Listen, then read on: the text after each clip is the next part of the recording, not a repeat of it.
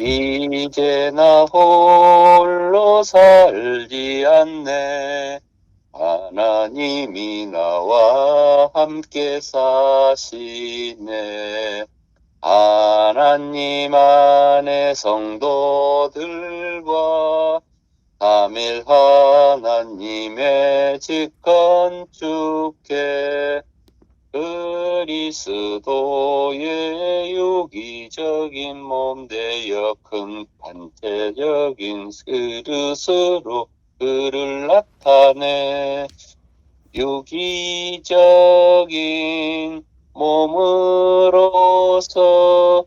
그리스도 나타내네. 2월 25일 수요일 아침 부분 동역자 김기아 알다니 굿모닝. 주님 이름 한번 부를까? 오, 주 예수님. 아멘. 주 예수님. 오늘 말씀은 히브리서 2장 11절 거룩하게 하시는 분과 거룩하게 되고 있는 사람들이 모두 한 분에게서 났으므로 예수님께서 그들을 형제들이라 부르시기를 부끄러워하지 않으시고. 아멘. 다음 살로니가전서 5장 23절 그리고 화평의 하나님께서 직접 여러분을 완전히 거룩하게 하셔서 여러분의 영과 혼과 몸이 우리 주 예수 그리스도께서 오실 때에 나무랄 데 없이 온전하게 보존되기를 바랍니다. 아멘.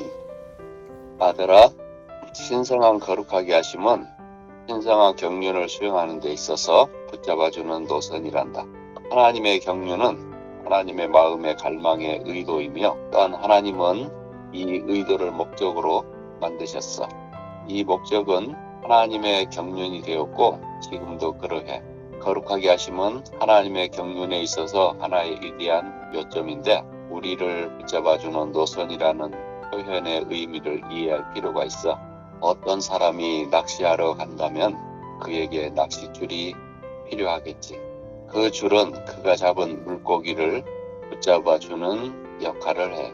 바꿔 말하면 그 줄이 그의 낚시의 방향을 결정하지. 우리가 거룩하게 하심을 붙잡아주는 노선이라고 말하는 것은 우리에 대한 하나님의 일을 수행하는 하나님의 경륜의 각 단계가 우리를 거룩하게 하는 것이기 때문이란다. 아들아, 여기서 붙잡아주는 노선이라는 신성한 거룩하게 하심에 대해서 말해볼까? 하나님의 경륜은 하나님의 마음의 갈망의 의도이고 신성한 거룩하게 하심은 신성한 경륜을 수행하는 데 있어서 붙잡아주는 노선이야. 옳지. 잘했어. 하나님께서 우주를 창조하셨을 때 우주의 단 한 부분도 거룩하지 않았고 그 다음에 하나님은 사람을 창조하셨는데 사람은 타락하기 전에도 거룩하지 않았어. 온 우주 안에서 오직 한 분만이 거룩하시며 그분은 바로 하나님이시었지. 어떤 사람이 아무리 온전하고 선하다 할지라도 그것으로 인해 그가 거룩해지는 것은 아니야. 우리가 거룩해지려면 우리에게 반드시 거룩한 본질이 있어야 해. 그리고 온 우주 가운데 거룩한 본질은 하나님 그분 자신이란다. 새 예루살렘은 거룩한 성이라 불리고 새 예루살렘은 금 위에 건축되는데 금은 신성한 본성을 지니신 하나님을 상징해. 온 우주 가운데 오직 하나님의 본성만이 거룩하단다. 우리가 신약에 따라 가장 높은 의미에서 거룩함에 대해 말할 때 우리는 단지 하나님께 속한 무언가가 아니라 하나님인 무언가에 대해 말하고 있는 것이란다. 에베소서 1장 4절과 5절은 아들의 자격을 얻도록 거룩하게 되는 것에 말하는데 우리는 하나님의 아들들이 되도록 거룩하게 되기 위해 선택받은 사람들이야. 우리는 하나님에게서 난 하나님의 아들들이므로 단지 하나님께 속한 사람들이 아니라 하나님의 본질, 즉 하나님의 생명과 본성을 가진 하나님의 아들들이란다.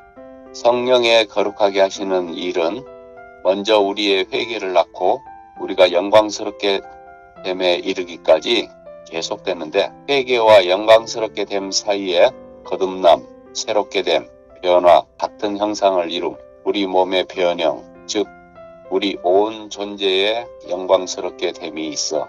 이것이 우리를 거룩해 하는 신성한 거룩해 하심의 노선이야. 그러므로 이 노선은 하나님의 경륜의 수행을 붙잡아 준단다. 아들아, 여기서 우리 예수님의 형제들에 대해 말해볼까? 우리는 하나님의 아들들이 되도록 거룩하게 되기 위해 선택받은 사람들이야. 우리는 하나님에게서 난 하나님의 아들들이므로 단지 하나님께 속한 사람들이 아니라 하나님의 본질, 즉 하나님의 생명과 본성을 가진 하나님의 아들들이지. 잘했어. 오늘날 우리 모두는 신성한 거룩하게 하심이라는 낚싯줄에 걸린 사람들이란다. 우리는 인류라는 큰 바다 속에 있었지만 거룩하게 함이라는 이 줄이 우리에게 도달했을 때 우리는 그 줄에 달린 낚싯바늘에 걸렸어. 우리가 이 줄에 걸린 것은 우리의 몸이 변형될 때 완결될 것이야. 우리 중 많은 이들이 학교에서 공부하고 있었을 때 누군가가 와서 우리에게 그리스도에 대해 무언가를 말해 주었어. 그의 말 속에 낚싯바늘이 감추어져 있었고 우리는 그 낚싯바늘에 걸렸지. 우리는 가책받고 회개하고 믿었어. 그럴 때 우리는 거듭나게 되었는데 그것은 우리가 신성한 거룩하게 하심에 붙잡아주는 노선 위에서 계속 전진하기 위해서란다. 신성한 거룩하게 하심은 회개로부터 시작하여 영광스럽게 됨까지의 우리의 모든 영적인 체험들을 붙잡아줘. 그것은 우리의 거듭남과 새롭게 됨과 변화와 같은 형상을 이룸을 거쳐 우리 몸의 구속에 이르기까지 이어지는데, 이르기까지라는 말은 어떤 결과를 낳다를 의미해. 우리 몸의 구속은 신성한 거룩하게 하심의 완결이야. 그러한 거룩하게 하심은 우리를 신성하게 아들화하여 하나님의 아들들이 되게 함으로써 신격에서는 아니지만 생명과 본성에서 하나님과 똑같이 되어 하나님의 표현이 되게 하는 것이란다. 이처럼 하나님의 거룩하게 하심은 신성한 아들화인데 신성한 관점에서 우리는 거듭남을 통해 아들화 되었어. 우리는 하나님의 신격이 없고 신격을 가질 수도 없지만 우리에게는 하나님의 생명과 본성이 있으며 그 목적은 우리가 하나님의 표현이 되는 것이야. 거듭난 이후에 우리는 성숙에 이르도록 자라야 해.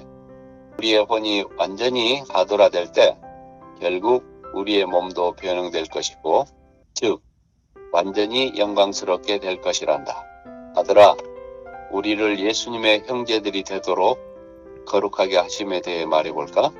거룩하게 하심은 우리를 신성하게 아들화하여 하나님의 아들들이 되게 함으로써 신격에서는 아니지만 생명과 본성에서 하나님과 똑같이 되어 하나님의 표현이 되게 하시는 것이야.